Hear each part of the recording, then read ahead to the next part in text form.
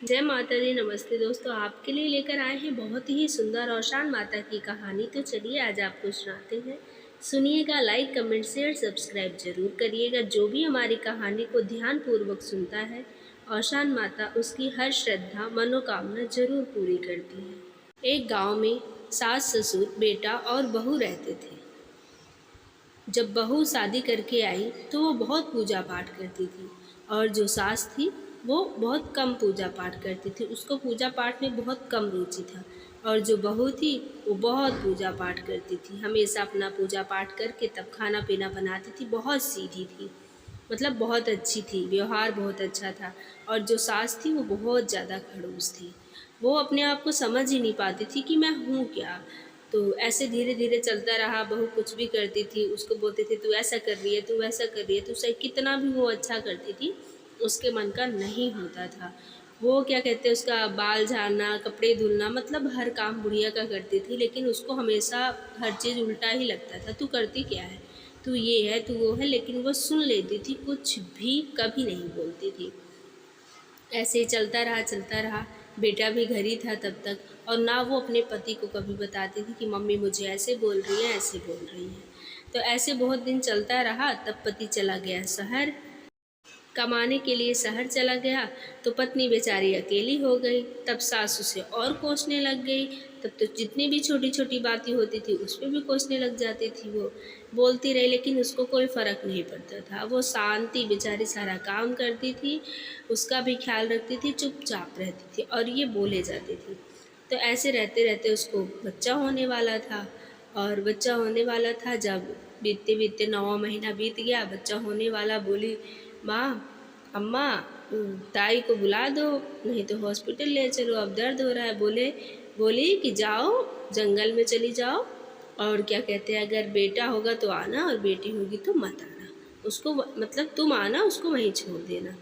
तो बोली नहीं कुछ। फिर यही 2-4 बार बोली। बेचारी इतनी सीधी थी कि उसके कहने पे वो चली गई। तो उसको बोली पहली बार, ये लो नींबू और यही खा लेना, जब तुम्हारा दर्द उठेगा तुम्हारा बच्चा हो जाएगा। चली गई जंगल में, दर्द होने लग गया, पीड़ा उठने लग गया।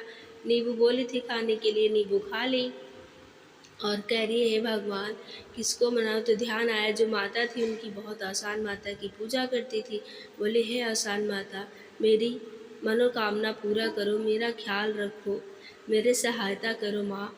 मैं बहुत बीच मझधार में फंसी हूँ, क्या करूँ, कैसे करूँ, कुछ समझ नहीं आ रहा है। तो आसान माता सुन रही थी। आई, पैदा हुआ, उसके एक बेटी पैदा हुई। बोली लो अब तो इसे घर भी नहीं ले जा सकती हूँ। वहीं क्या कहते हैं, बाग में घूमने लग गई। आम के पेड़ में जो होता है एक पोखरा सा ढूंढने लग गई, मतलब एक जो आम के पेड़ में बना रहता है उसे ढूंढने लग गई कि वहीं कहीं पाऊँ और उसको लेटा दूँ गुफा में, आराम से कोई चिड़िया पंछी कुछ उसे खाए ना। तो ढूंढते ढूंढते पाई तो बहुत सारी वहाँ चिड़िया थी। बोली चिड़िया रानी मेरी बेटी का ख्याल रखना, मैं दिन में एक बार आऊँगी और दूध पिला के चली जाऊँगी। तो सारी चिड़िया बोली ठीक है। ऐसा कह के घर चली गई। जब घर पहुँची तो बुढ़िया चिल्लाने लगी, अरे ये तो अपना बच्चा खाती है, अपना बच्चा खाती है, अपना बच्चा खा गई। ऐसा उल्टा उल्टा बोलने लग गई। गाँव वाले बोले अरे ऐसे कैसे हो सकता, कोई अपना बच्चा क्यों खाएगा। ये सब सोच के गांव वाले इकट्ठा हुए। फिर गांव वाले देखने लग गए, सुनने लग गए, फिर चले गए। फिर उसकी बुढ़िया की हाल तो सब लोग जानते ही थे, लेकिन चिल्लाने पे हर कोई चला आता है। तो ऐसे हुआ। फिर चलते चलते पति आया शहर से, पति को भी कुछ नहीं बताई क्या कैसे हुआ, कुछ नहीं बताई। फिर ऐसे होते होते दूसरा बच्चा हो गया पेट में। दूसरा बच्चा हो गया, उसका भी 9वां महीना लग गया। बोली माई अब तो बुला दो। बोली नहीं, जैसे पहला पैदा की थी वैसे दूसरा भी कर लो, जाओ जंगल में जाओ, वहीं पर पैदा करो। और ये लो जीरा, जब तुम्हारा दर्द उठने लगे ये जीरा खा लेना और पैदा कर लेना। ले ली जीरा, चुपचाप जंगल में फिर से चली गई। फिर वही औशान माता को दुआ करने लग गई, माई सहायता करो। तो जीरा खाई और फिर से हुआ तो फिर बिटिया हुई।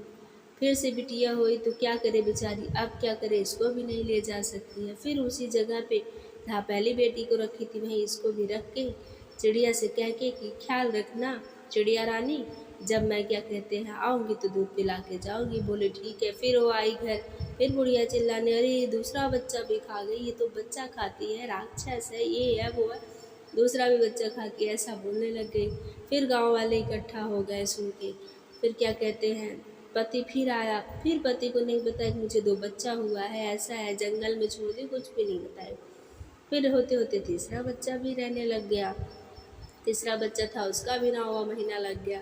9वां महीना लग गया और क्या कहते हैं फिर बोली कि अब तो बुला दो सासू माँ, अब क्यों नहीं बुला रही हो?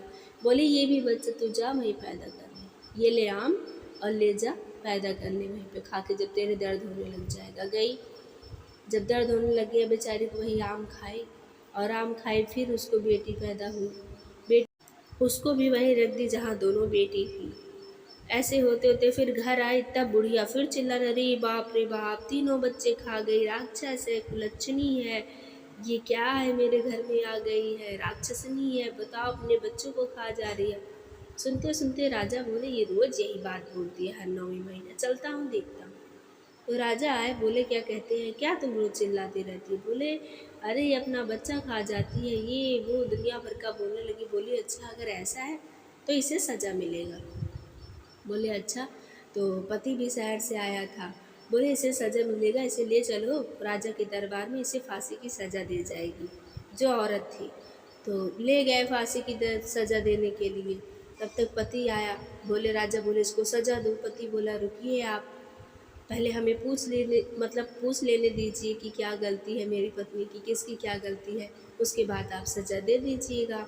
राजा बोले ठीक है। तो बोले बताओ क्या गलती थी, क्या बात थी, तो बताइए। ऐसे ऐसे जब जब मुझे बच्चा रहता था तब तब मुझे जंगल में भेज देती थी, और जब मैं कुछ भी करती थी मेरी कोई कदर नहीं करती थी, हमेशा बोलती थी, लेकिन मैं आपको कभी नहीं बताई।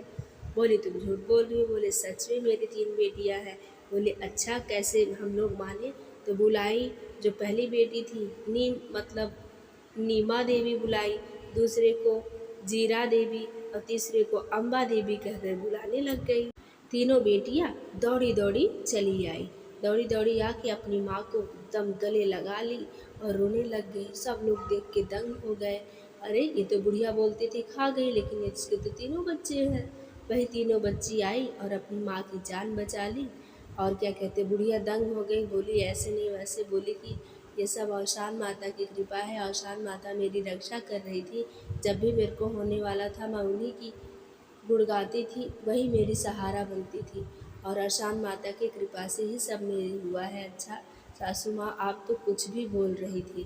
तो सासू माँ दंग रह गई, बोली गलती हो गई बहू मेरे से, मुझे माफ़ कर दो।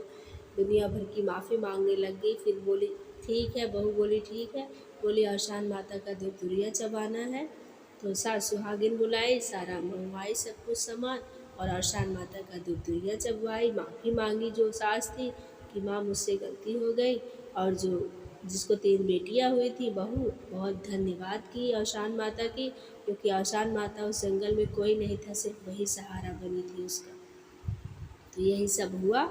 और उसके बाद औशान माता की कहानी जैसा भी आपको लगा हो, लाइक कमेंट शेयर सब्सक्राइब ज़रूर करना। औशान माता सबकी मनोकामना ज़रूर पूरा करती हैं। वीडियो देखने के लिए धन्यवाद।